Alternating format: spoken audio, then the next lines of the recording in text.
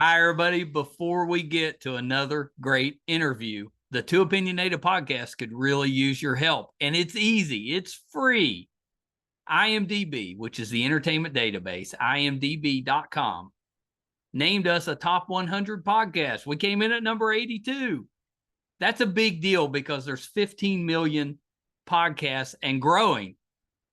So to be named to anybody's top 100 list, pretty big deal for us. And the way you can help is to go to imdb.com, look up the Too Opinionated podcast, and that's it. Just bringing our page up. That traffic really helps us out. Our YouTube channel is MeisterCon Pod. All we ask is that you subscribe.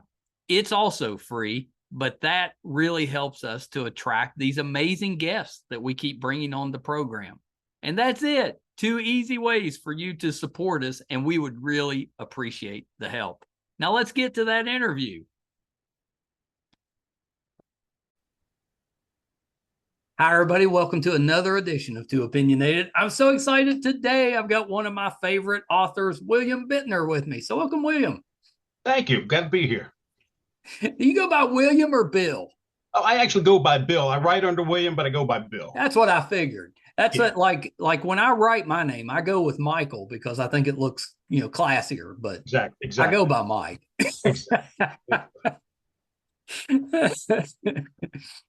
Well, sir, let's start this way. Okay. I think your career, your kind of journey has been pretty unique to get to the writing part of it. So Talk a little bit about that. Well, give us some background on you. How did you get into the wrestling industry? How did that eventually lead to writing, or did the writing come first? Well, actually, I started writing first. In fact, I've been writing since I was, and I love to write. I love to tell stories, and I actually always like putting them down. In fact, I'll tell you a story. I'm probably going to tell you a lot of stories. Yeah, good. Well, I was in 4th grade. We came back. You might be too young for this, but I always had the what I did over my summer vacation, and you had to write a theme. Oh yeah, I remember those days. Yeah. Well, even on 4th grade, I already written a couple. So, and I was tired with the normal stuff. So I wrote this story about how I had gone to a South Sea island doing a scientific expedition, and the island came alive and ate and killed all of us. Oh no. And we had to come in front of class and read that. And so I read it, and of course the class is really silent. And then the little girl in the front row, because there's always a little girl in the front row. Always. Goes, well, I know that didn't happen to Billy Bitner because you're standing right there. well, yeah, but So I always liked writing, and always liked science fiction, horror, crime, that kind of stuff. And I was coming during the 70s when there were a lot of newsstand magazines, putting those things out. So I had a lot of markets. So I started writing in high school, and rejection, the classic thing, the big stack of rejection slips. Well, I had those. Oh, wow. But still, senior in high school, I hit with a magazine called Space and Time and actually bought a story of mine. So I saw that. What was the story that you sold to him? Because you were just a teenager then, right? Yeah. It was called A Drop of Water. And it was about this science fiction about this guy. He was like the galaxy's greatest hunter. He'd gone all over the galaxy, and he hunted every monster on every planet out there. And he was, on when he was tired, he was bored, he was looking for something else. So this guy says, well, I got something for you. And I can't tell you what it is, but you can hunt this. Okay. And what it was, then he shrinks him and puts him in a freshwater pond with a freshwater hydra, which actually kills him. So, for a 16-year-old, it wasn't bad. That's not terrible. The shock ending, is he's killed these, dinosaurs and stuff like that, and then he gets killed by a little, freshwater hydra in a pond in somebody's backyard. So. I mean, for a 16-year-old, that's pretty good. Well, thank you. I thought so too. I thought so at the time. Well, somebody else did too, because they put it in the magazine. It sure did, and paid money for it. And I was. Do you have a copy of that magazine? I still do. Okay, very good. Yeah. I kept all my stuff. Yeah. I kept, when we get into wrestling later, I'll tell you just the memorabilia and stuff. But yeah, I've kept all of my magazines and stuff. And when I was writing in college, I was an English major in college, and I took a creative writing class. And the guy was, if you kissed his ass, you got an A. If you didn't, he hated your stuff. Yep. And I just wasn't really interested in that. And I'm not trying to. He wasn't that good a writer. Yeah. So I did, but I turned a story in one time. And he read it and he sent it back to me, and it had a D, and he said, what was the point of this? So the next class, I brought in the magazine that it was printed in. I said, the point was somebody paid me for this. That was the point. That's right. Yeah, yeah, but he didn't like that. That's so funny. You're like, here you go. Yeah, I still got a D in the class, but it was okay. But so through my through the late 70s, really from 73 to 83 was when I was writing stuff and selling short stories. And I sold to a lot of newsstand magazines, big magazines. But you're not going to make a career writing short stories. No. You can make a little bit of money, but it's hard to make a living. Right, exactly. Yeah, couldn't make a living. Also, the field was dying out. All the newsstand magazines, like Amazing Stories, which had been around since 1926, it went under holding one of my stories. Fantastic, which had been around since 1950, went under holding two of my stories. Yeah, I've still got some of those magazines. Oh yeah, exactly. And it was wonderful. I miss those days for so many reasons. But honestly, you could go into a newsstand, and if you're a science fiction fan, the magazines. Well, and I was I was a comic book collector. So, exactly. So I used to come to that newsstand in St. Albans all the time. You and me both. You and me both. Yeah, I was, and there was one in South Charleston that was a good one too. Yep. And they had used paperbacks. You could get a big stack of paperbacks for $1.50. It was wonderful. But obviously, I wasn't going to make a career out of it. And my first wife at that time was very good to me. She says, "You know what? I'll give you 5 years to make it as a writer." And that's pretty fair. Oh, it really was. It was wonderful. Yeah. And I took terrible advantage of it because sometimes I wrote, sometimes I sat around drinking a beer. So she's like, what'd you do today, honey? Oh, look here, half a page. but after 5 years, it was obvious that I was not going to be able to support us or do my half as a writer. So I went to work, got a job, various jobs. I'm not a careerist. I've had 40 different jobs over my life, but some of them were good. I've had several myself, so I know. Yeah, exactly. Yeah, exactly. And they were all decent jobs, and some were well-paying jobs. But to go through all that, 2002, I got divorced.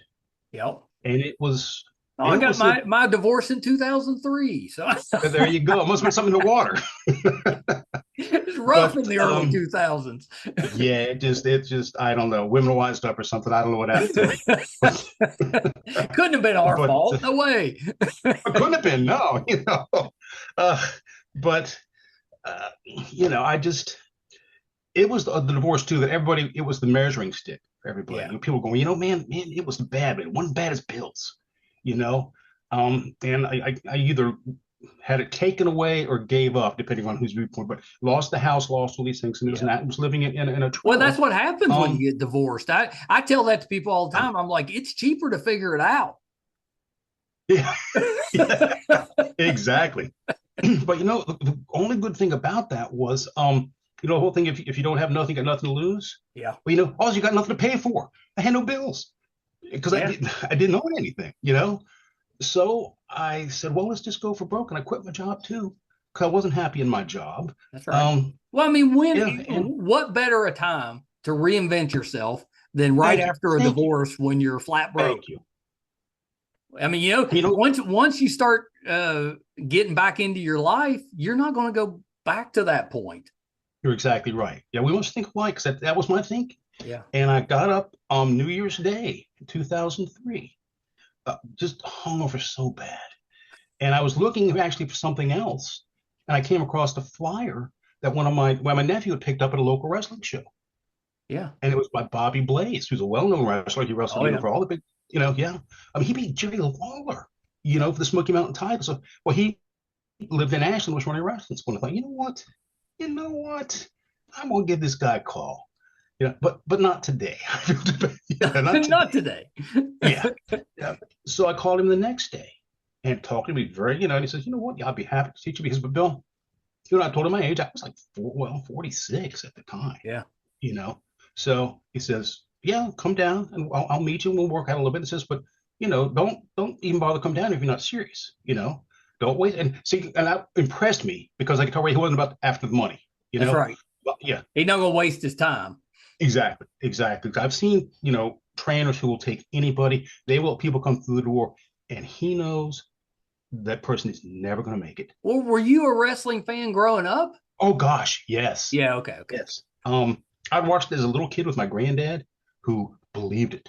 In fact, that's why I couldn't. My mom wouldn't let me watch it with him because he would cuss and swear at the heels, and he was all about it. But Who was then, your wrestler back then when you were watching? well, this is all that's Bruno Sammartino Oh, way back then. This because I lived in Maryland then. See, I'm a West Virginian in the sense that I've lived here since I was 12. And if you yeah. ask me where I'm from, I tell you West Virginia. But I actually grew up. I'm born in D.C. and lived the first 12 Oh, years in yeah. suburban Maryland, right outside. And so we got the old WWF and those guys, the old time guys, and so Bruno Sammartino. So I was always I liked it, but then when we were living here in another trailer in '79, we started getting Georgia Championship Wrestling. I remember Oh, that I at a remember TV. those days. Oh yeah, and we got I in think it that's when Saturday I night. started watching. Was when Yeah, that it wasn't started. good.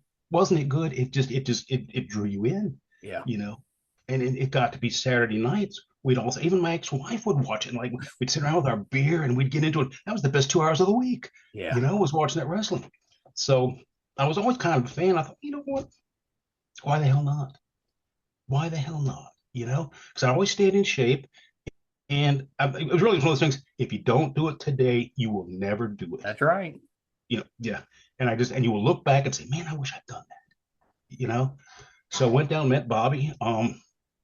So it was, yeah, he had a ring set up and thing. Went out there and he just, kind of traditionally in wrestling, they just beat the hell out of you at the Yeah, start, see if you're serious, yeah. and that's See if you're gonna stick it out. Yeah, exactly, and that's kind of true. But he really didn't do that with me. I mean, he wasn't white, and he had just come back from Japan, where yeah, they work much stiffer than we do over here. You know, yeah. so he was, everything was tight, everything was stiff, but he didn't hurt me. Right. You know, and he taught me how to do it right because he was trained right. Yeah. You know, over the years, yeah, a lot of the matches I've had, you get there and you realize the guy does not know what he's doing. And that's frightening.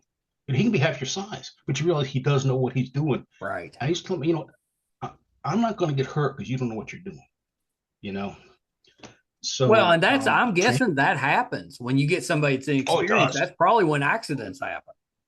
exactly. In fact, people are like, oh, I don't want to wrestle that great big muscly tough guy who's been in the big leagues. That's the guy you want to because he knows what he's doing. Yeah. You know, and he knows how to take care of you, and he's done it 100 times because those guys have to do it every night. Right. You know, so they know how to do it and not hurt one another. It's the guy that does it Well, once a yeah, you month. think about it.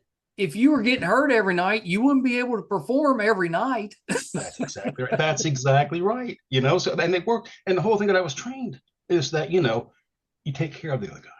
You take care of him. You watch out for him because he's trusting you. And you're trusting him. When That's you right. when somebody you pick somebody up like that, he's trusting you not to throw him down on his head, on Right. purpose or by accident. Yeah. So that's not how I got into wrestling. 2003 through Bobby Blades. Um, Did you always have the same name while you were wrestling? yes, Death Falcon Zero. I know it's like one of my favorite wrestler names ever. Thank Although also very good superhero name. Well, thank you. Well, and you know what? I'm sure you know who Mick Foley is. Of course. He had heard. When his first book came out, my daughter was working in the Borders in New York, and he came and did a book signing. And she talks to my dad's, he goes, oh yeah, I've heard of him. She goes like, no. He goes, yeah, he works under a hood and he wrestles mostly in West Virginia, Ohio, and that area. She's like, oh my God, you have heard of him. And he said, because he would like scout independent talent for various leagues. It was kind of one of Yeah. his jobs. He, watch independent matches and maybe recommend guys to Well, the big that had league. to make you feel good. Oh yeah, and you know what he told her? He said, tell him it was the name. He said if he'd been out there wrestling as Chuck Jones, I'd never remembered him. You know, yeah, but Death Death Falcon Falcon, Zero, though. Come hello, on. yeah, hello, yeah, exactly, hello. Yeah, I was always the bad guy. For a couple of reasons. One is just more fun. Yeah. It's just more fun to be the Yeah. bad Yeah. guy. Yeah. You know, Well, yeah, you don't have to follow the rules. exactly, and you really you actually win more as the bad guy because like when you do a program with another guy, like say if Clint Eastwood shoots the bad guy in the first 5 minutes of the movie's over. Right. So there's the build up and now you're always gonna lose in the end. You're always gonna lose in the end. The big match at the end, you're gonna lose. But up till then, you get to have all the fun and you get to win and you get to do all the stuff to get the crowd worked up. So, when this guy does beat you, they go crazy, you know? Yeah. I mean, it's kind of amazing that you were well known enough that Mick Foley in New York Yeah. had heard Oh, of you.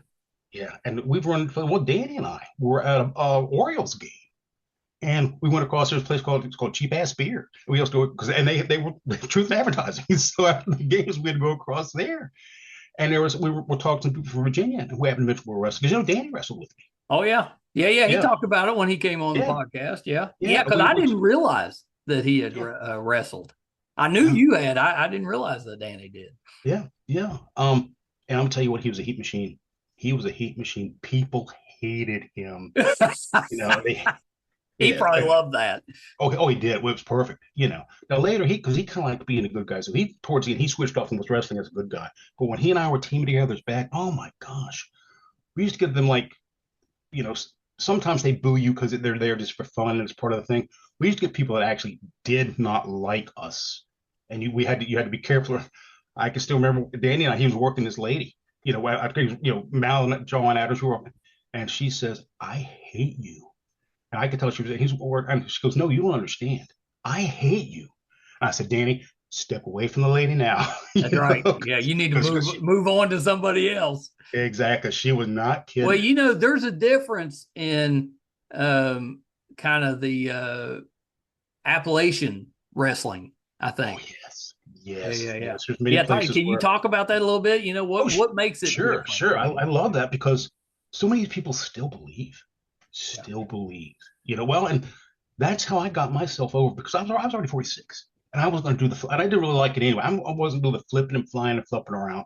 So I was going to get myself over because one of the things I realized, Mike, real early, just from observation, is that most of the people don't come to see the good guy win.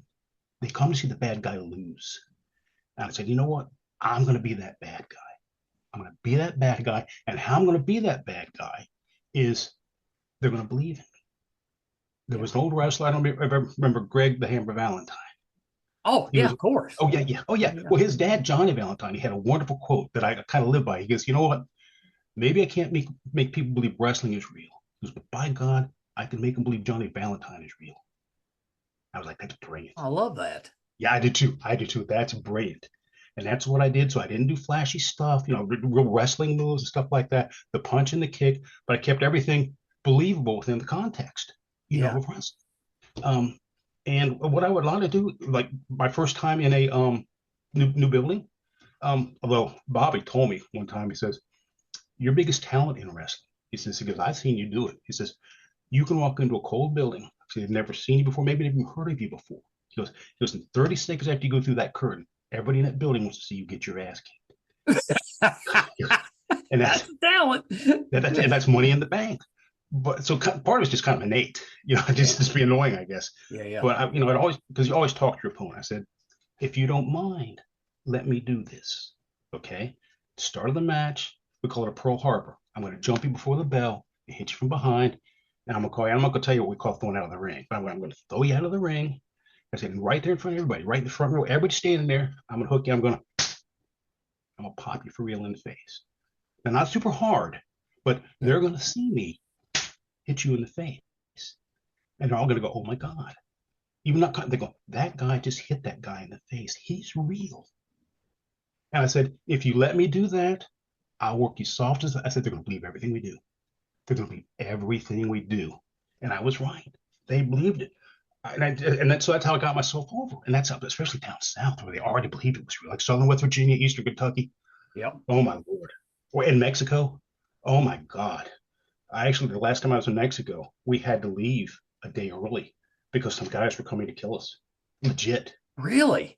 Like just Legit. because they didn't like your characters? Yeah. Well, we'd had a mix up. Mexican wrestling will, rival a Chinese fire drill any day.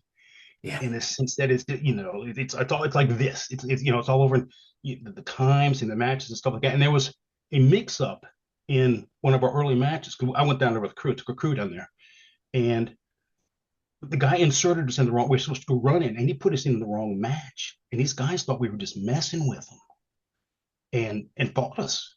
They for real fought us. And we kind of backed off. And one of the guys said to me, "He goes, what do we do?" I said, "Can we take them out? Because this is our first night down here. If we come in here and you beat up for real in this match, we have to go home." Right. Because no one's going to believe us, being the big bad guys now if we lose this fight. So we actually beat these guys up. And I felt bad about it because one of them I really liked. And I Right. tried to grab him, or I really did, but somebody else grabbed him. And it was ugly. It was really ugly. But that That's dogged us. scary. Yeah, it was scary. It dogged us that whole last tour because the people down there, even though they're not really smart, they know the difference between a wrestling match and a fight. Right. And they didn't, they did not like it. They did not like it. We made up with the other guys because we were in like the big boys locker room with all the free beer and all this and that. Yeah. And the guys were going to fight with her in the other guys' locker room. And so I said, man, I said, we're taking all our beer over and giving it to these guys. Yep. And I took it all the amigos, viva Mexico, and gave it. And we made up. And they understood. And they didn't blame us later. They said, we thought you were, interfering in our match for real. I said, I know you did. Well, we were doing what we were told. So we made up. Yeah, it was just circumstance. Exactly. Misunderstanding. Yeah, but the fans, wow. we didn't make up with the fans, and it got to where we couldn't get out of the ring one night. The fans had all moved in, and we're all we could. I'm like, what do you do when that happens? Well, we all went back to back, But then, thank God, one of the main wrestlers, he saw that, and he came out and got on the microphone and said, no, let us handle him, because we'd won that match by cheating. So those guys were so the big guys in the back who were building up to our big match with him anyway, he goes, let us. So man, God bless them. They came out and grabbed us and fought us to the back. And that's something I found is the crowd will leave you alone if the other wrestlers are on you.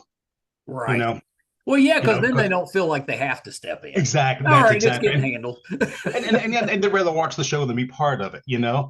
Because when I first times down there, a guy took me outside of the ring. I thought, oh my God, I'll get killed. He goes, as long as you're with me, no. He goes, never. He said, never leave the ring without another wrestler.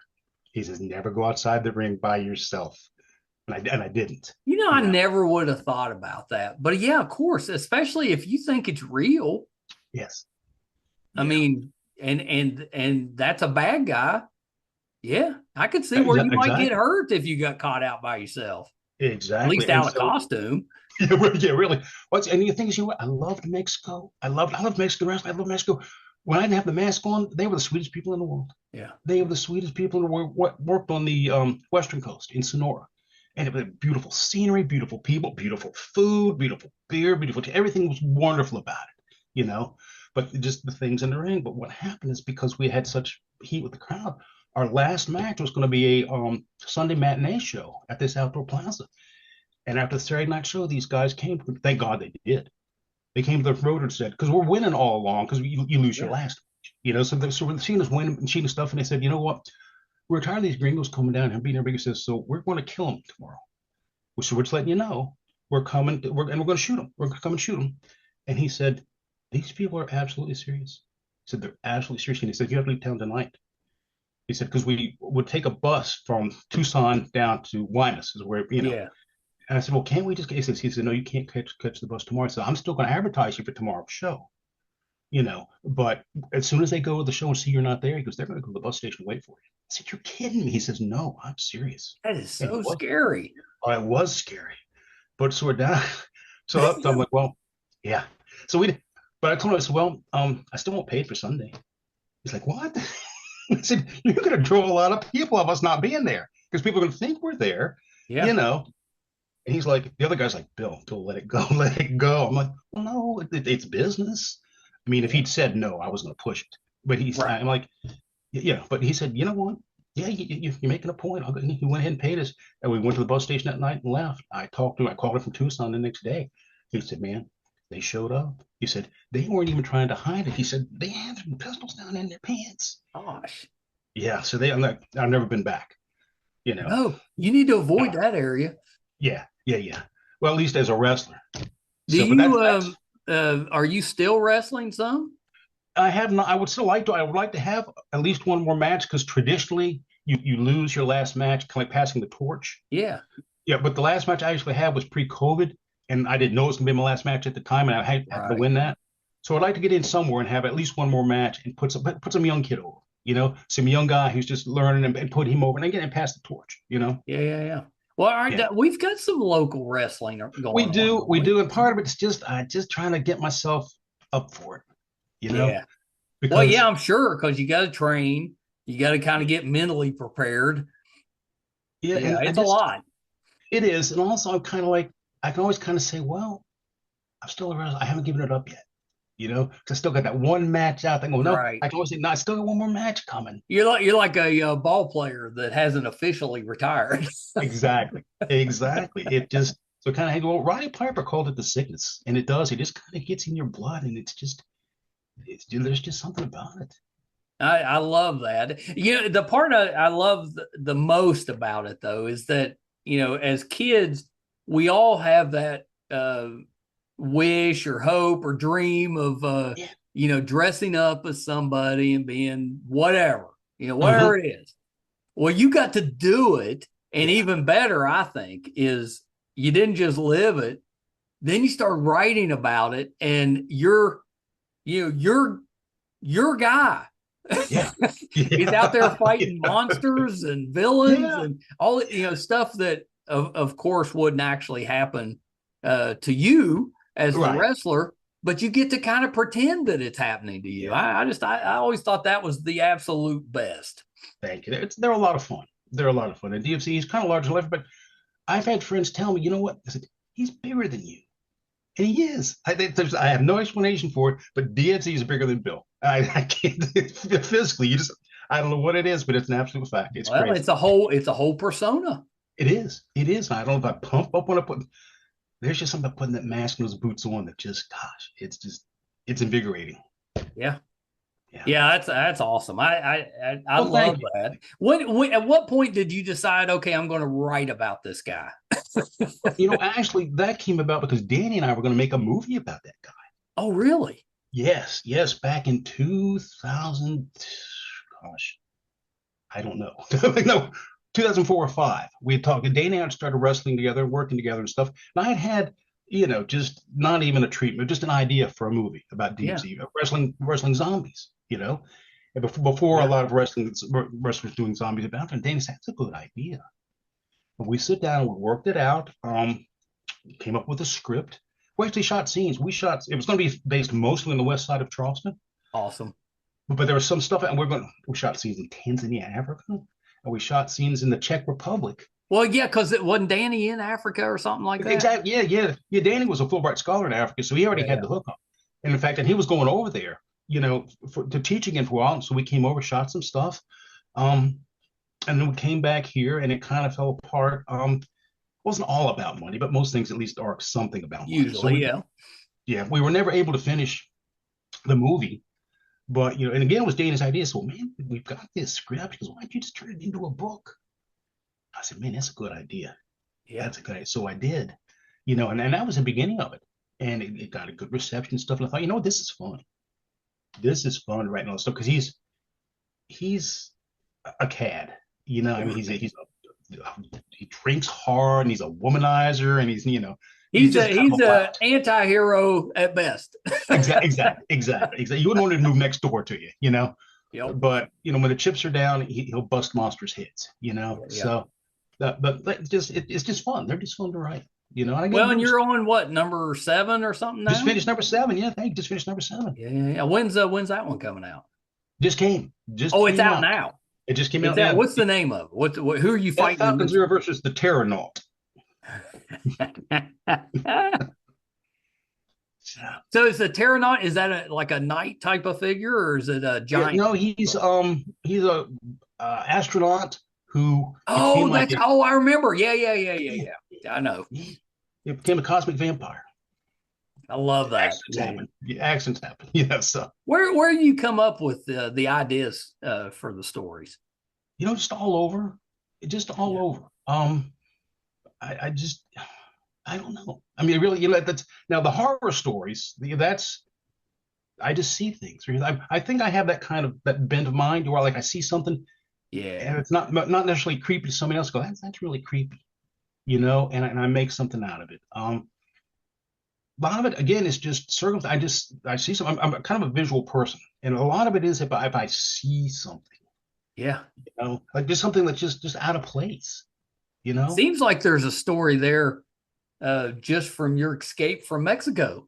Oh my gosh, yes. Yeah. Well, some of the Mexican adventures got in some of the DFZ books, Yeah. you know. Yeah, but yeah, that's true. Because DFZ wouldn't run with from guys from, but I sure did. We couldn't get out of town fast enough. Oh my gosh, that's that. Yeah, that's kind of scary. That's Yeah, kind of it scary. was scary. Do you have some stuff coming out as like an anthology? Is that out Yeah, yet? yeah. Red Hawk Publishing out of Hickory, North Carolina. There's Yeah. an Appalachian anthology, Gritlit. I've never heard of that expression. In fact, it should be out this month. I have a story in that. Oh, that's exciting. That's Yeah, exciting. it is. Is it about Death Falcon or is it No, this is different? that's called Fighters, and it's actually takes place in Sissonville. So, I like that you and Danny write in West Virginia. oh Like some yeah, of your stuff takes place right here. oh I like in fact, a lot of it, yeah, yeah. In fact, sometimes I do a talk. Sometimes it's called Wrestling with Appalachian Horror, and cool. it talks, Yeah. yeah, and basically it's how Appalachia has affected my fiction, and then also it talks about wrestling as like a storytelling medium. It's kind of a combined thing. Yeah. I mean, if you Yeah. think about it, West Virginia's got everything that you could want for horror stories. Oh gosh, yes. I mean, everything. Gosh, yeah. Even lore, and just Oh yeah. we've got all these creatures and stuff we supposedly have running around. You got everything. You got mountains. You got Exactly. you've got kind of the backwoods type of people. You got See, whatever you want. yeah. Well, that's it. See, you know what? There's a lot of isolation in West Virginia, which is Yes. something I kind of find scary. You're out there on your own. Your nearest neighbor may be even with like a half mile away, but that's not close enough if a swamp monster's busting down your door. Yeah, half So miles a long way. Might as well be 100 miles. exactly, that's exactly right. So I think, and I find that scary where it helps too far away. It helps. So it's just that whole isolation. I think, and things can happen that people don't even know about. Yeah, Because again, there's just a lot of, like I say, out of the way places, like you put out of the way places in West Virginia where bad stuff can happen. that's right. Yeah. People that don't live here don't really understand that. Like, I've got a lot of friends in LA, and I tell them, I was like, well, you got Yeah. more people in LA than we got in the whole state. Oh yeah. We're Yeah. spread out. Yeah. And they have trouble grasping that because they're so congested in Exactly. the cities. We don't Well, really have that. Even our cities are pretty small. yeah. To them, they'd be a neighborhood. Yeah, basically, or a suburb, maybe. Yeah. Yeah. So, Yeah, I love I love that you've taken all that and just made a career out of it. yeah. It's I'm enjoying it. I'm really enjoying it. And like you said, I'm glad that I just took the chance. Yeah. Took the chance. Well, And what do again, you think you'd be doing if you weren't doing this stuff? If you'd never stepped into a ring, what would you be doing? seriously, Yeah. probably drinking every night. You Yeah. know. Well, and that's Yeah. the case, that's usually what happens when you miss those opportunities of what Yeah. you're supposed to do. Yeah. It kind of leads to bad stuff. Oh, exactly. Exactly. It was so good for me at the time because I could have fallen off that cliff at that time. Yeah. That was pretty depressing. But it gave me incentive to do something, and something positive, and it gave me, a positive self-image, and also I found out that I couldn't train or wrestle hungover. That just that was not going to happen. So it was in it to Well, stay in. I mean, obviously you have, but working out hungover is miserable. Been there. I I mean, can your tell you. head Been there. pounds, everything hurts. I mean, Yeah. you can't lift as heavy. It's Oh awful. gosh. And to actually have somebody hitting you, even if it's just pretend, no, thank you. Yeah. Well, and some of those guys didn't get the pretend part too. Well, yeah, Yeah. a lot of it, you say pretend, it doesn't mean it doesn't still hurt. Yeah. Yeah. Well, I mean, maybe yeah. they're not giving you, they're not trying to kill you necessarily, but it doesn't mean they're not trying to hurt you a little bit. Exactly. My way of always talking about it is wrestling is fixed. It's not fake. In Oh, I sense of like that. Yeah. yeah. It's like I've said, Mike, I'm gonna pick you up now, I'm gonna throw you down on the floor, and you said okay.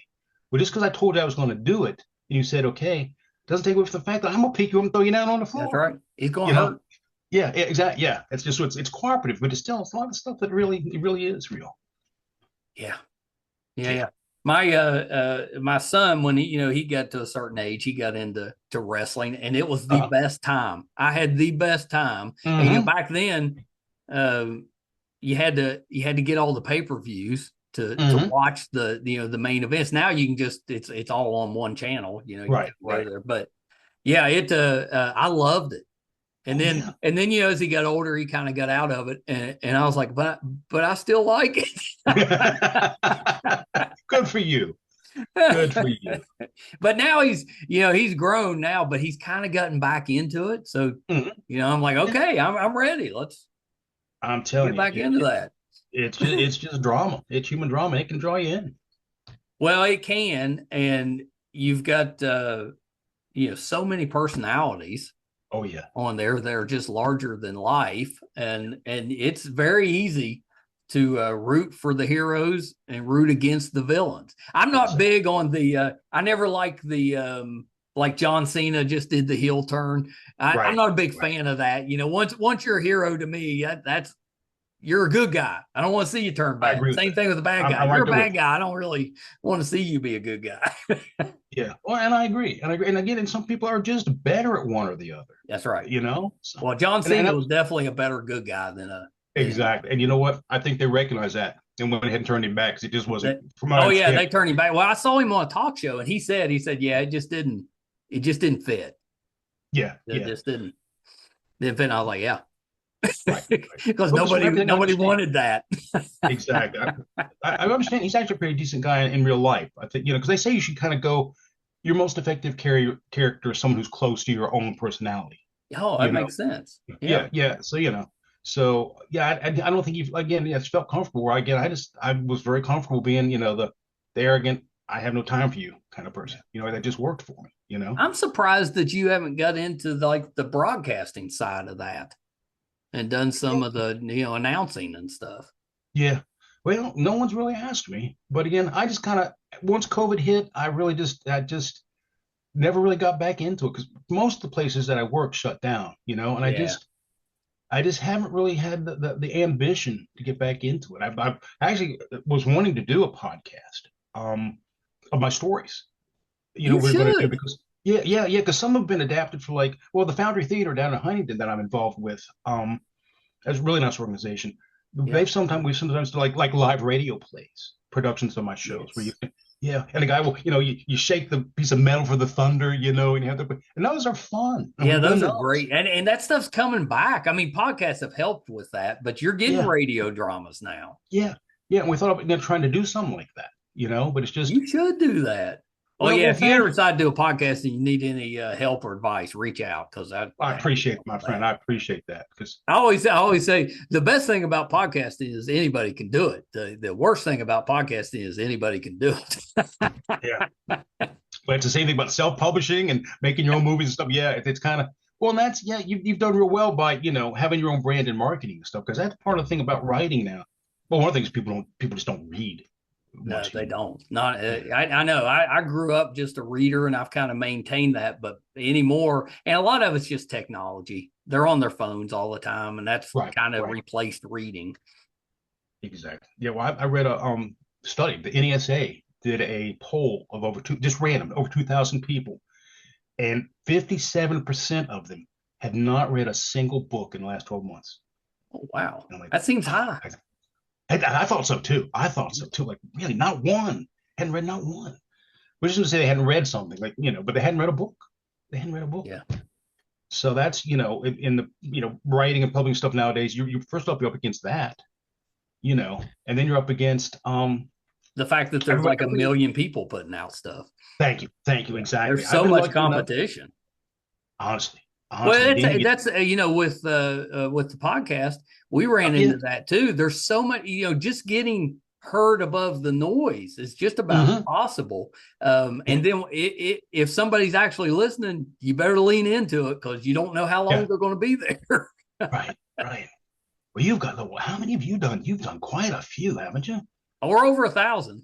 I thought it was over 1,000. Yeah, wow, good for you.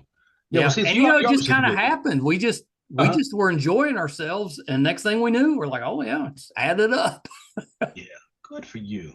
Yeah, it's like I've got my wife calls them a cult. I don't know if they're a cult, but I have like a solid group of people that Yeah. consistently buy my You stuff. got a cult following. I think that's okay. Death Falcon Zero. That's good. He seems like somebody that might lead a cult. Well, thank you. No, Bill, that's I love all that you do because it's so unique. And I think haven't you even done you've done lyrics for music before, haven't you? Oh yeah, yeah. Well, I was in bands all the time. In fact, I was in a band that was billed as opening for the Clash in Inverness, Scotland. Now, Really? yeah, now I knew that the Clash weren't going to show up, but the crowd didn't Oh, know. it's billed that way. That's hilarious. Yeah, yeah. There was our band and another band, and then the Clash. And actually, we were supposed to go on second. And I said, man, we need to be. And Scots are not people to play around with. I don't know if you've ever been to Scotland, but they don't play. Yeah. And that promoter was out of his mind. And I went to the other band and said, you know what? You guys are actually better than us. Why don't you let us go on first and you go on second? That's smart. Yeah. And like, You figured really? you'd get the heck out of there before That's what we did. That's exactly what we did. Yeah. And they were, yeah. And made sure we got our money. Went to the guy and said, you know what? Just between me and you, I need paid right now. You know? And apparently, yeah, they just tore the place up. Why would you think that was a good idea? Exactly. Well, You know, I went to see Kool and the Gang in 1981. They came through Charleston. Yes. And I went, and there was a rumor leading up to the concert that they were bringing a big guest. Yeah. And it wasn't 81, it was 84. Right. And so we get there, and everybody's talking about it. I wonder who's opening for them. Who's this guest that they're bringing out? Well, the lights go down, and they start playing Thriller. And I mean, people were losing their minds. I mean, going crazy. They thought Michael Jackson was there. Yeah. Well, after a minute, lights come back, curtain shuts again. And then a few minutes later, Kool and the Gang came out. It was just a rumor. Oh, my. And I was like, ooh, that is, somebody thought that was funny, but they're lucky they got out of there. Yeah. They're lucky they weren't in Scotland. But yeah, I used to do bands. Used to be, really, Mike, it was anything to keep from having to get a job. Yeah. I liked performing. I liked doing stuff. We were never very successful, but you know what? I think one of my friends was great. He goes, you know what? He goes, I always saw you guys as more fun than good. I said, I like that though. Fun's not bad though. Well, I'll take fun over good any day. Yeah. Yeah. Fun's a lot of times it's just about the experience. If you have a good experience, if the whatever you're watching was good or bad, it doesn't really matter if the experience was good. Right. And because it was fun for you, then it was good. That's right. I do that with movies a lot. A lot of people will go to movies and they'll be like, this is terrible. And I'll be like, I thought it was fine. A lot of it is if you go in with very low expectations, you can enjoy it. Yeah, it's a lot harder to be disappointed, isn't it? Yeah. Like, okay, the acting wasn't very good. No, okay, the writing wasn't great. And they probably could have done a little better job with the filming. But other than that. It wasn't bad, was it? It wasn't bad. But you know what? That's a good attitude to go at with stuff, because that way you can get some enjoyment out of it, Well, I always took it. I was like, why are you even bothering if you're just going to go in negative? Right. And if you're in it, and we've all been there, you're watching a movie and you're like, this is not good. Well, you can either leave, be miserable, or figure out some way to enjoy it. So I was always just like, because most movies, they've got something that's kind of good or kind of enjoyable, or they're so bad that it gets almost fun. Yeah. Well, in fact, we used to have a movie club those are the kind of movies that we would watch, and we actually enjoy them, Well, I know, Bill Woodrum, and, we spent a lot of time growing up going to Movies 3 there in the Village and watching just the worst movies that have been, and just had a blast. Exactly. Yeah. Yeah. And while we were watching them, we just kind of like, you treat them kind of like they used to in Mystery Science Theater. You just sit there and make fun of it the whole time. But still enjoyable. Exactly. We'd have dart guns. And when the movie got too bad that you couldn't watch anymore, you'd shoot the screen with the dart gun. And at the end of the movie, like, well, that was a 3-dart movie. That was a 4-dart movie. Yeah, that's pretty good. That's Yeah. pretty good. Did you ever go to Rocky Horror up at Charleston? One of the I never midnight shows? did. I never did. And they just did it down in Huntington. I've never really seen it. Oh yeah, you should go. Yeah, yeah. Just Is it as an enjoyable? experience. Yeah. Well, that's what I've heard. Speaking of bad movies, but it's Yeah, definitely yeah. worth the experience. Mm-hmm. Well, that's what I've heard. Well, so any plans to team up with Danny again on something? You guys writing anything? Yeah, well, not right now, but he's talked when he finishes doing what he's working on right now. He's talking about getting back into horror, and we Yeah, might he do some more mentioned horror something stuff. about Yeah, that. might do some horror stuff together. And we still, we would like to get one more match together, and get that out. I hope you do. Yeah, you got to keep Thank me you. posted if you guys ever decide. Oh, absolutely, absolutely. I'll You got to be come. there, man. Yeah, you got to be there. Yeah. I'll come for that. I'd love to see you guys make a horror movie that has nothing to do with wrestling, but at some point there's a cameo of you as Death Falcon. Man, whatever it is. I remember as a kid going to Super America down in Huntington, Yeah. and Ted DiBiase was in there with Virgil, Mm-hmm. and still in costume because I guess they'd had a match down at the Civic Center, and Yeah. it was the best. Oh yeah. Just watching him, in the outfit or the jacket or whatever, just buying his big gulp or whatever. But you can do that in whatever movie. Just Well, there you go. It will be good. Yeah. Little Easter egg. There you go. There you go. Which if you've never seen wrestlers live, they are huge. Oh, tell me. Yeah, absolutely. I mean, Ted DiBiase was not by far the biggest wrestler, but in person, he was a monster. Exactly. Well, yeah, Bobby, who trained me, wrestled as a junior heavyweight, and he was bigger than me. Yeah. So yeah. Oh yeah. Yeah. These guys are another whole play. Well, I'll tell you, one of the reasons how you can tell wrestling is fixed. Okay, is I know you know who John Cena is, and you know who Brock Lesnar is. Of course. Yeah. Okay. Well, I've never wrestled those guys, never met either one of those guys, but I've pinned someone who's pinned both of them. Really? Yeah. So it's when they were training in Ohio Valley, back at the beginning of their careers. One of their trainers was Brian Logan, and he ran a fed down in Oak Hill for a while. Oh, and okay. And he and I had a match, and I beat him. And he said, "Now you can say you beat someone who's beat these guys." Now, see, I'd be saying that too. Yeah. Well, I had cards made up.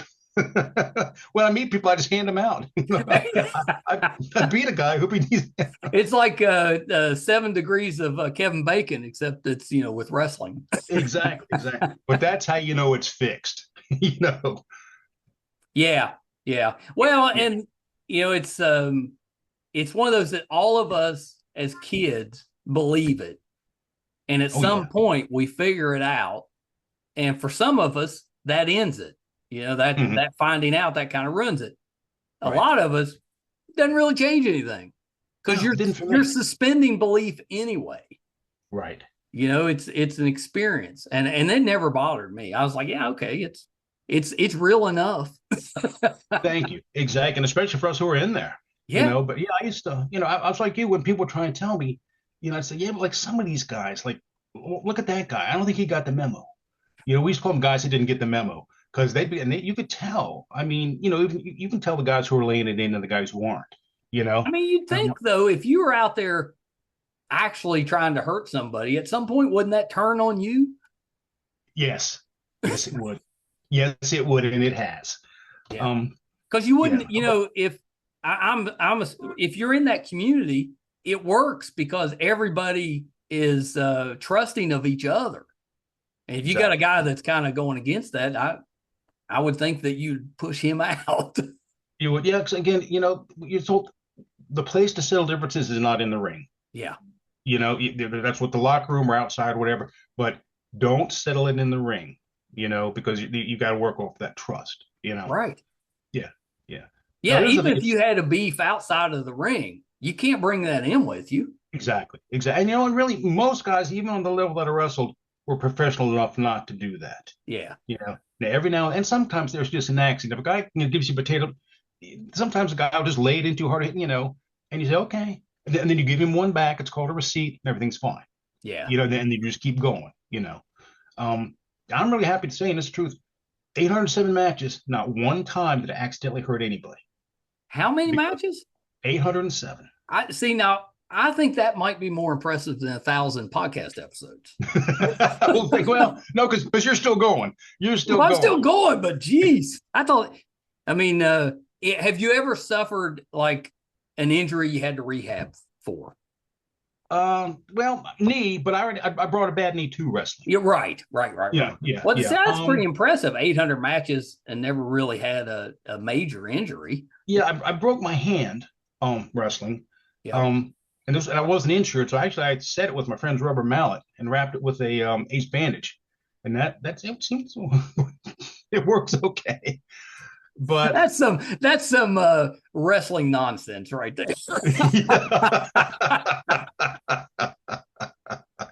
Setting but your own broken hand.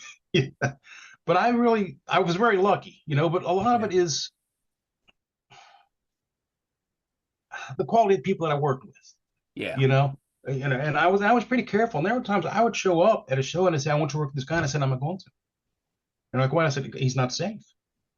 You know, Yeah, you got to look um, out for yourself. you really do. You really do. And some were nice guys. They were nice guys. They either wanted to do things beyond their capabilities, Yeah. or they simply were sloppy. Some guys are Well, just how do you sloppy. know? I mean, do you just observe them while they're warming up or Well, in yeah, previous if you've matches? seen them, or sometimes somebody will give you a heads up. Yeah. I can remember one of Danny and my first tag matches, and we were wrestling down south in southern West Virginia, in a real hot crowd. And as we're getting in the ring, the referee comes over and he goes, now watch out for these guys, Bill, because they'll hurt you. I'm like, well, now's a fine time to tell me. Yeah. You know. But I said, do you mean because they're mean? Because I can deal with that, or because they're incompetent? Because I can't fix that. And he goes, no, and they were big, big, big boys. He goes, no, they're just incompetent. Yeah. Said, Dangerous. he said, yeah, and they were dangerous. And I told Danny, I said, man, and I said, don't let them take you off. Don't let them pick you up. Anything you don't, and if you see them do, just block it. Just squat on them, just sandbag them, but don't, because that's when you get hurt. I said, don't let them do any of that. And they Yeah. were kind of grumbling, like, guy tried to slam me and I blocked him. Like, so what's wrong? I said, I'm not gonna take it. Because yeah, and when we got out of the match, we had an okay match. But yeah, that's how the guy just. I appreciated the heads up because he just said, don't. He says, the Yeah. referee. Well, yeah, if they don't know how to help you with those falls or throws or whatever, you end up hurt. But exactly, Especially the big guys. Jeez. Exactly. Well, and I watched him in a later match. And oh my God, the guy picked it up for a slam and he fell. And thank God, because a guy was coming down on his head, and this guy was like, he was good for 3. Fortunately, he managed to tuck him enough that he didn't spike him, but then he fell and he hurt the guy. And this is, just the very next show. I'm like, I looked, Danny nailed him, like, yeah, that could have been one of us. Well, how do you get to the point that you're not dangerous? Because you have to train to get to the point where you can. You have to train, and you have to be trained by somebody who knows what they're doing and knows the rules of wrestling. I'll tell you real quick, I almost got hurt really, really bad one of my very last matches. It was a tag match. Yeah. And it was a Buffalo Wild Wings. It was getting kind of dark and the lighting wasn't good. But one of the things that I was always trained by is he said, if there's more than 2 people in the ring, you always let the other person take their own bump, which means you don't do something to them that they're not in control of their fall. Right. And one of the things that is not controlled is a suplex.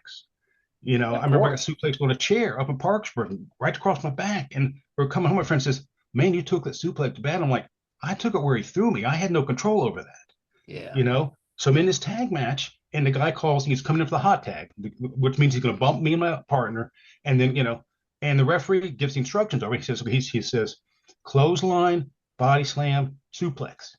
And I said, tell him no suplex because there's too many people in the ring. Right. Well, the referee wasn't able to get back over to him in time to tell him that. And he comes in, take the bump, and then he tries to get for a suplex. Well, again, the other 2 guys are standing right behind him. He didn't even clear. If you're going to do, if you're going to do, you look behind you. Well, he didn't clear, and also, so I hooked his leg with my leg. And I said, "Don't go." Well, the idiot tried to go anyway, and he just fell backward. Like this, and it was like legit DDT. Yeah. And he spiked my head, and thank God, oh man, I went numb. I rolled over. He's apologized, and I said, "Man, you need to get out of the ring because if I can get up, I'm gonna kill you. And he got out, and I mean, I had a bad stinger because That's the scary. guy, yeah, 'cause he wasn't trained. He didn't know. You don't do that. You don't call those moves in that kind of situation. Well, these guys, they think they watch it, so they think they can Exactly. do it. Exactly. Yeah, exactly. And there's more to it even than just knowing how to. It's not just how to do the move, when to do the move. Yeah. Like there's times when it's just not safe. Like it was not safe to do a suplex. No matter how good you're gonna do suplex, it wasn't safe to do one, and he tried to anyway. Well, did you choreograph that ahead of time, or do you just kind of get in the ring and just go? Some of both, some Yeah. of both. But what he was doing is called the hot tag, where the face comes in at the end of the match and he bumps both heels for a little bit, and then you go for the finish. So he was telling the ref, tell them what I'm going to do on the hot tag, because a lot of times you pass your information back with the referee. Right. And I said, well, that's okay, but not that, because you pretty much always know the finish of the match. Yeah. Like most locker rooms you go in, there will be, or the good ones anyway. They'll have the card, they're in the locker room, this guy, this guy, this guy, this guy, and they'll have a time in between, like 10 or 15, whatever, and either circle or underline the person who's going to win. And then the book comes around and tells you the actual finish. Like I want you to go 10 minutes and beat him with a loaded mask headbutt or something. They'll tell you that. Yeah. And then they'll usually leave you to work the match out with the guy. And if I know the guy, that's all we do, because I already know what he does. If I don't know the guy, but I'll say, well, because he'll call the match. The bad guy calls the match. So I would say, well, what do you like to do? You do this, what you do this. Okay. I said, well, I'll call that in your shine. I'll call that for you. Or sometimes I'll just say, call your own. If I trust the guy, and I know it, I'll just say, call your own shine. Call your own shine. And then when it's time to cut you off, I'll just cut you off and I'll do my heat. And you don't have to talk any more than that. Yeah. Because you know what each one does. And also a lot of stuff, one thing flows to another. Like if I do this, the next move is that. And you do that. And it's called chain, and you can work back and forth. And if you start a chain, you can go for 5-10 minutes and never exchange a word, because if you're trained, you know what comes next. And you don't have. So it's already been the part. This is the only part that I get a little aggravated with wrestling with is when you've got like multiple people in a ring, and maybe it's a rumble, something like that. You got a lot of people in the ring. You always have those moments where it just so happens that 10 guys are stunned so that 2 guys can battle it out. I'm like, come on, that's stretching it a little too far for me. Yeah, it is. Because then they're up. All of a sudden, I'm like, come on, if it's a real rumble, you're just going to have everybody just going at it. Right. You're not going to have 2 guys spotlighted. Yeah, exactly. And that's just, you see that more than you should. And that's just bad. I see that on the pro wrestling. Oh, yeah. I'm like, what are you guys doing? That looks terrible. Just having somebody rolling around in a corner waiting on their turn. Oh, and that's a terrible thing when you're trying to sell, you're supposed to like be down. So we're working show in Boone County, and it was the summertime. Oh, it was hot. The ring was hot. They set it up like 2 hours before we got in it. And I'm just burning up, and the guy's going to slam me and jump on me from the top rope. And he slams me. As soon as I hit, I'm like sizzling like a piece of bacon in that ring. I'm going, oh my God. And then he's trying to climb and he can't get up there. And he's climbing and falling back. And I'm going, and finally, I didn't care. It broke kayfabe. But I said, if you don't jump on me soon, I'm moving. It was just burning me up. And also, I laid there longer than it made any sense for me to lay there. Yeah. That's it. If it goes too long, it's just silly looking. Exactly. And I liked it better like old time. They'd always have somebody come out from the back or something, and they would occupy that person. At least there's something going on. Exactly. Well, I think they tried harder back then to protect kayfabe than they do now. And I appreciate it before, like you say, back in the days when at least they more of an effort. Yeah, they at least tried. Exactly. I agree. Yeah. Yeah. Well, Bill, thank you for taking a little bit of time. This has been terrific. I enjoyed it.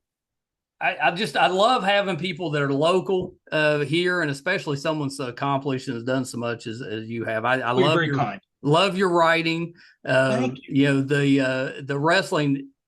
I absolutely love it. Because character, I think Death Falcon Zero would stand up against any other name that you want to put out. I mean, that's a cool name. Thank you. I agree. Yeah, yeah. Where'd you come up with it?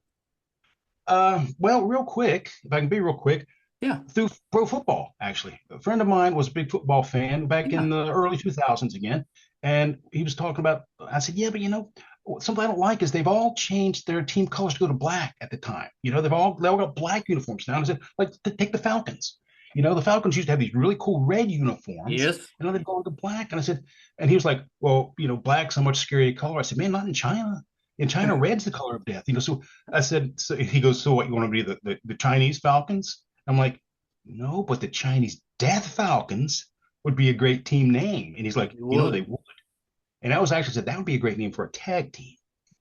I said, and you could be, I'll be Death Falcon Zero, and he'd be Death Falcon whatever. We'll be the Chinese Death Falcons. And it just came out of that. Just talking about it. And so he never got into wrestling, obviously, but I just kept the name Death Falcon Zero. I thought that's a cool name. It's a cool name. Yeah, thank you. Yeah. I would watch that movie. Well, I'll tell you, if we ever make it, the copy's yours. Okay, done. Yeah, done. If you need somebody to be out in the as one of the fans yelling at the ring, I can do that. I don't want to go anywhere near the ring, but I'll yell. Okay. I'll yell and point. There you go. Good. Well, okay. So a couple of things, Bill, before we wrap up. Anything else you're working on that we can kind of keep an eye out for? Yeah, please. I'm in two Christmas plays. In fact, I kind of got theater. Oh, you are? Yeah. One is the Foundry Theater Good Time Christmas Carol. Yeah. I've been doing theirs for like 8 years. Amazing. It's become like they said down in Huntington, Foundry Theater. That's December 18th. And then I'm also, the Albin Theater is doing a Christmas thing right here in St. Albans. Yeah. Yeah. Well, my wife Emily's on the board over there. Oh, is she? Yeah. Well, that's great. Yeah. So we'll be there. If you're doing one good. There, we'll be there. Yeah, it's called Inspecting Carol, and it's about a really just ragtag theater group trying to put on a Christmas Carol. And it's is it a comedy? It is a comedy, yeah. It's actually pretty funny. And that's the weekend before the 18th, and the weekend I don't actually have. You know what? Well, yeah. Here, I can actually tell you the dates real quick. All right, very good. I always tell outside of state people, like in our area, that Huntington, Charleston area, we have really good theater. We really do. We really do. There's several small theaters that are just really good. I've been very impressed with the quality of this cast. I mean, because this is just my first time working with them, and they're really, really good. Yeah. Well, and Adam that runs the album, he does a great job. Oh, yeah. I've met Adam. Yeah. It's the 12th, 13th, and 14th. And then the 19th. Yeah. And then the 19th, 20th, and 21st. Those 2 weekends. Oh, yeah. Well, Emily will probably be working the door. She usually volunteers for at least one of those days, but I'll be over there. Yeah. I'll come say hey. Great. Well, yeah, exactly. Look me up. I'd love that. Yeah. That's fun. Okay, so last thing, where can we find you? Where can we find the books? Where can we find about the wrestling, everything on social media? Okay, all that. You know what? Most of I have an Amazon page.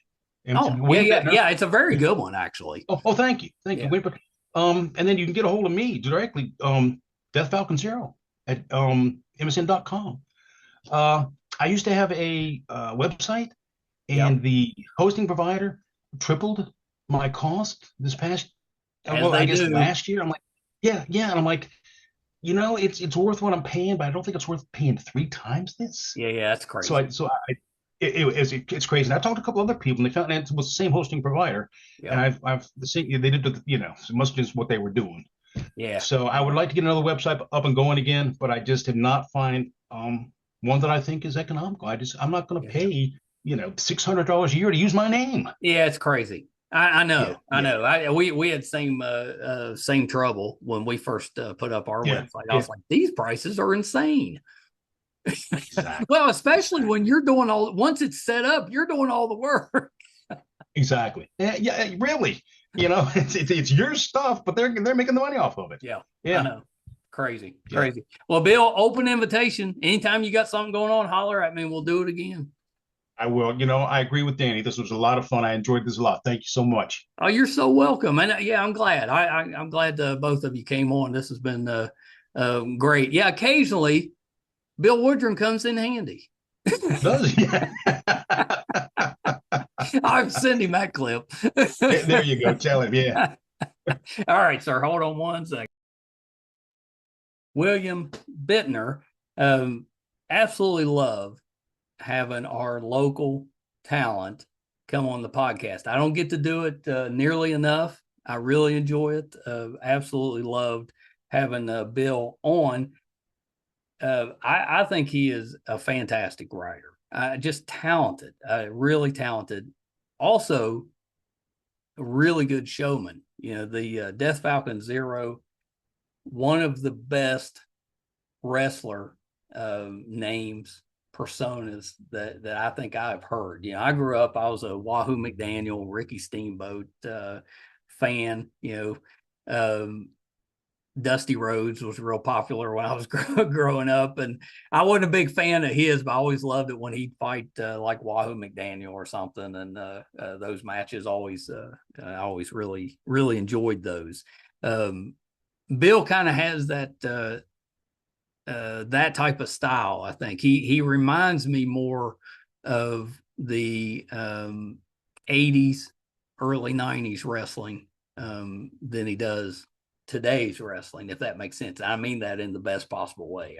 To me, that was the best time for wrestling, I think.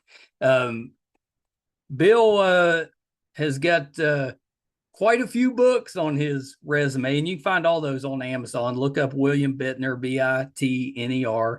He's got a terrific authors page. The Death Falcon Zero books are wonderful. There's 7 of those, and then he's got a ton of other stuff, so definitely check that out. And if you're local here in West Virginia, you know, he's got 2 plays, one down in Huntington at the Foundry and one here in St. Albans at the Alban. Make sure you guys get out and give Bill your support. This was a definite highlight of the week for me. I really enjoyed that. He's outstanding. And along with Danny Boyd, who you can also watch his interview.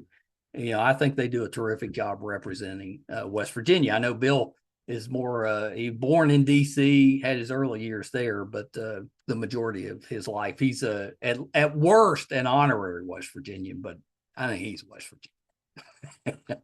If you're finding us for the first time, thank you for being here. Our YouTube channel is MeisterCon Pod. Please subscribe. It's free. Really helps us out. Our website's meistercon.com. You can find over 1,000 episodes on there.